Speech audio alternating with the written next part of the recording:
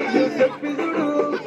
పడి తెల్వడతది లేకపోతే కిడతది పోత ఇజ్జత్ పోతది అది పోత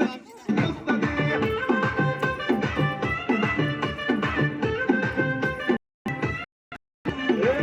కన్నా పొడిగించది అదే పడితే లైక్ పడతది లేకపోతే పోత ఇజ్జత్ పోతది అది పోత ఇంకోతొస్తది